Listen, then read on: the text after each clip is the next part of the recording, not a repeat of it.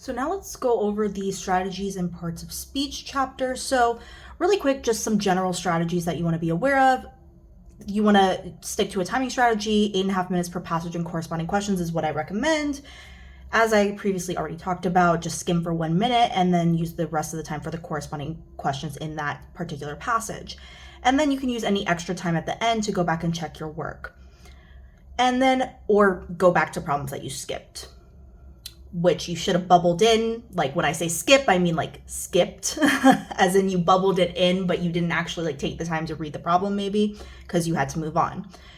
So now if we're talking about question order, now I would only do this if you think that you can handle it, because if you're really bad with bubble sheets and stuff like that, this might do more harm than good. But I would do the no change questions first for each passage. So no change questions are the ones that in the answer choices, they say in big letters for A or F, no change. And the reason you should do those first is because they're the just basic grammar skill questions, which are pretty easy to do quickly, like punctuation stuff or like verb tense, that sort of thing, versus the really long questions like should you add this here, or like what's the correct sentence order, like those types of things are going to take you longer to like analyze where they should go, and they're not going to be as simple and straightforward, but they're still worth the same amount of points, so you might as well do the easy fast ones first. Now like I said before, you want to do all the questions per passage before moving on though, just so you don't throw off your bubble sheet. Now for line reference questions, like pretty much every question is a line reference question, but when they're referencing the passage, what you want to do is you want to read 2 sentences above and below where they're referencing, wherever it's underlined or wherever like the specific number is referencing. If it's one of those like sentence or paragraph order things, you want to go to that specific paragraph or sentence number and read around it. Now, if you want to do really well, I would recommend doing 2 sentences above and below, because a lot of the grammar rules have to do with context, and something might look correct in isolation, but if you don't have the context of the rest of the paragraph, like maybe the rest of the paragraph was talking in past tense, but then the sentence you have, it correctly uses the present tense if that sentence was by itself, but in the context of the passage, it's wrong because the rest of the passage was in past tense and we should be continuing on in past tense. Like those sorts of things, you need context for. So that's why I say read 2 sentences above and below. It's also really important for a lot of those longer question strategies. Now, the importance of context. I keep saying context. I even have a chapter labeled context and agreement because it's so important. Literally almost every single grammar rule that you'll see, like every single chapter is going to be referring to something in the context that you have to be paying attention to. Like grammar is a lot about context. Like you have to know how many people are we talking about for subject verb agreement, if we're going to be singular or plural, if we're talking about the past, the present, like that's context about like what's happening. Pronouns, like unclear pronouns, we have to know what we're talking about. That's context. Like there's so much context involved in grammar that's why it's so important to read 2 sentences above and below. And when I say 2 sentences, I mean 2 sentences, not lines, sentences. And then the main idea, so like you're not going to get a ton of these questions. This could also help you in the reading, by the way. But if you get any questions that are talking about like the goal or purpose of something, main idea, argument, that sort of thing, that's usually going to be found in the first and or last paragraph. Because think about how you write essays at school. What do you have in the introduction? Your argument, your thesis statement, like your main idea goes in the introduction. And then you have topic sentences for each of the body paragraphs. And then at the end, in your conclusion, your teacher usually encourages you to restate your main argument, main idea, your thesis statement, that sort of thing. They write these the same or a very similar way. So that's why a lot of times you'll find those questions, like the main goal, purpose, like does it achieve this goal questions, you'll find the answer in the first and or last paragraph. Also, look at the answer choices to see what skill you're being tested on. If you look at the answer choices and you see that the only difference is like a comma being placed somewhere different in each of the answer choices, you know they're testing your comma rules. So then quickly you can like reference your comma rules and think, okay, what are the reasons we use commas? And then you can narrow down the answers.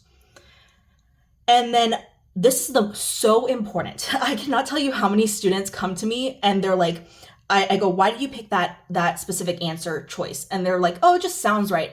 That is the easiest way to do poorly on this exam. Like, you might be able to get like a lot of stuff like with your ear and like hearing things, and there are certain things that you do need to hear, but it's very minimal on this exam. You need to be justifying everything you do with a specific grammar rule, because things that sound the same, that sound right, aren't the same as things that are written correctly all the time. So that's one of the ways that they get you a lot, and they expect students to just be like doing it by ear instead of justifying it by specific rules. So really try to not do that. Try to like justify everything you pick. Like, I'm picking this because of this rule, that sort of thing. Now let's go over the parts of speech. So let's talk about a noun. A noun is a person, place, or thing, or an abstract concept. So a little trick that you can use, if you can put like a, an, or the in front of a word, it means that that word's a noun. Like, you can say an ability. Like, you have an ability, so it's a noun. And these are some examples of nouns. Now, nouns you can have as proper nouns, like specific names like David or Pinecrest Elementary School, or you can have just like general things, persons, people, places, concepts, that sort of thing, like bear, excitement, like the excitement we felt. Like, you see how you can use that little trick to know that something's a noun. Now, you're not going to be asked like, is this a noun? Is this a pronoun? Is this a verb? Like, etc. But it's helpful to know what parts of speech certain words are for the specific grammar rules that we'll talk about later. Like, for instance, if you need to know like where to place adjectives and adverbs and that sort of thing, when we talk about placement later on in the other topics chapter, if you need to know if something's an adjective or an adverb before you start thinking about like where it needs to be placed. So if you're not knowing what it modifies, what it refers to, like adverbs refer to verbs, like they modify verbs. If you don't know what a verb is, like you can't identify the verb, then you're not going to be able to do much with that rule about adverbs, you know? And that got a little out of focus. Sorry, guys, I just fixed it. So now let's talk about pronouns. Now with pronouns, those are going to be words that replace nouns. So you have some examples like I, you, she. Basically, like instead of saying like Ethan went to the market, you could say he went to the market. You know, those types of things. Those are your pronouns. And we go over all this stuff later as well. This is just a brief review so that you can identify them. Verbs, those are usually going to be like your doing words. That's kind of like the trick, like things that you do. And then they can also be used to describe physical actions, mental actions, or states of being.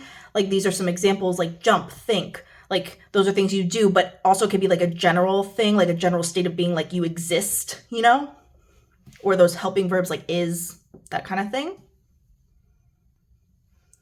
And then we have prepositions. Those are words that indicate time and location. So these are going to be like above, below, like, you know, like you could say you're above the box, you're below the box, like that kind of thing. Against, you're against something, you're on, off, like those types of things. Adjectives, those are going to be like words that modify or describe nouns and pronouns. So like narrow, like the narrow hallway, or the fuzzy slippers, or the happy camper. Like those are each modifying. They're all describing like a noun. Like happy camper, camper's the noun that happy is describing, so happy's the adjective. Now for adverbs, these are going to be words that describe or modify verbs, adjectives, and other adverbs. So if you have, for instance, also these are going to be the ones that end in ly a lot of the time. So like if you see ly, it's pretty much always an adverb. So like usually, surprisingly, calm, like you're taking that surprisingly well. Like if you get bad news, you're taking that surprisingly well. Surprisingly is modifying well, so it's an adverb there. And then we have these other examples that indicate time, things like that. Or they could be transition. Now here's where people get a little bit confused, because you'll see here like therefore is an example that I gave for an adverb. And then down over here, therefore is also an example of a conjunction. That's because we call these conjunctive adverbs, like they fall into both categories. So it can be both. So don't be confused by that. It's not like a typo. It's that it falls into both. It's called a conjunctive adverb. Now, conjunctions are words that connect things, like they connect other words or groups of words, like phrases or clauses. So these are going to be the most common ones that you see, the fanboys. And fanboys is just an acronym that stands for like each of these words, like F is for, A is for and, N is for nor, etc. So these are the most common conjunctions that you'll see that connect different words, phrases, and clauses. And then some other examples that you'll see here that are pretty common are these guys. Okay, so now we're going to go ahead and go to the identifying parts of speech quiz. Now, just so you know, this is not like the typical style of the ACT or SAT exam. Like, this is just to help you actually like identify the parts of speech. And I would recommend, if you have this book, pausing right now and going and completing this on your own based off of what I've just told you with the notes, and then going to check it. And if you get anything wrong, you can come back to this video and unpause it for the explanations of why you might have gotten it wrong. So let's start with this word captivating right there. So dolphins have long been celebrated as some of the most captivating and intelligent creatures. So captivating is a word describing creatures. It's a captivating creature. So creatures is a noun. It's a person, place, or thing. So captivating is modifying a noun. Therefore, it is an adjective. Modifying or describing. So that's an adjective. Now, number 2, and intelligent creatures to grace our planet's waters. So to grace, that's something that you do. It's a doing word. So verb right there. Now for number 3, it says, with their sleek bodies, playful antics. Playful is describing antics, which is a noun. So playful is describing a noun, so it's an adjective. Now let's keep going. And social nature, it's no wonder that dolphins have garnered a devoted fan base among marine enthusiasts and animal lovers. However, there exists a curious paradox. So remember that trick with a curious paradox? We could say a paradox. That works, so that's a noun. Surrounding these charismatic marine mammals, while they are beloved by many, so many in this case is going to be a pronoun because it's replacing a noun. Like by many, like the lots of people, like many is a different word that you can say instead. So that's going to be a pronoun because it replaces a noun. So then let's skip down to this bottom part. It is essential to acknowledge that dolphins are not inherently dangerous to humans. In fact, they are more often associated with saving human lives rather. So here we have the word with, and that is actually going to be one of our, what do you call them? I'm losing my train of thought, preposition, the preposition words. So you can just kind of memorize those preposition words if you can't remember that they're like the time location ones, because you could say like, I'm with this person, you know? And then let's keep going. So with saving human lives rather than endangering them, them is a pronoun because it's replacing nouns or a noun. So human lives is what that's replacing. Like instead of endangering human lives, instead of saying that again, you're going to say them. So that's going to be a pronoun. And by the way, if at any point you want to adjust the quality of this video, you can adjust like the visual quality by pressing the little like settings button. And also you can adjust the playback speed. If you need me to talk slower or faster, you can do that on YouTube. Like the settings allow you to do that. So let's keep going. So number 8, nonetheless, well, I already know that that's one of my conjunctive adverbs. So I'm going to put CA for conjunctive adverb. There are, R is a verb. Instances when dolphins have exhibited behavior that can be interpreted as aggressive or hazardous. So hazardous, let's think that's describing what? That's describing behavior. The behavior's hazardous. We could say the behavior, so behavior's a noun. Hazardous is describing a noun, so it must be an adjective. So now let's go to number 11. We're going to skip down to this sentence. One factor contributing to their perceived danger is the presence of bottlenose dolphins in popular coastal areas. Again, that's one of those prepositions, like those location words, location and time words. So we're going to say that that's a preposition for number 11. These dolphins are highly intelligent. So intelligent, what's that describing? It's describing dolphins. We could say the dolphins, so that's a noun. So Intelligent is describing a noun, so that means that it is an adjective. So now let's go to number 13. We're going to skip down to where it says, for example. For example, they may approach boats too closely, posing a collision risk, or they might snatch fish off. Fishing lines. Off is one of those position words. That's going to be a preposition. Off fishing lines, creating tensions between them and fishermen. So like between another location word. So that would be, again, a preposition. So now we're going to skip down to number 15, moreover. So a lot of these like transition words are conjunctive adverbs, as we know. So we're going to say conjunctive adverb right there for moreover. Dolphins possess sharp teeth, which can be a source of concern. While dolphins are generally, that's an ly word. So that's going to be an adverb. Generally not inclined to attack humans. There have been documented cases of individuals suffering injuries due to close encounters. Close is describing encounters, like you could say the encounters. So that's a noun. And close is describing a noun, so that means it must be an adjective. So now let's go to number 18. It says, in these situations, it is often a result of a human approaching a wild dolphin. So often is modifying the verb phrase is a result, like often, it often is a result. So often is modifying a verb phrase, so that means it has to be an adverb. And now let's go to number 19. So let's continue reading. Human approaching, a result of a human approaching a wild dolphin without proper caution, or, so or is going to be one of our conjunction words. And then we have understanding of their behavior. So an understanding, you could say like I have an understanding of their behavior. So understanding would be a noun in this context.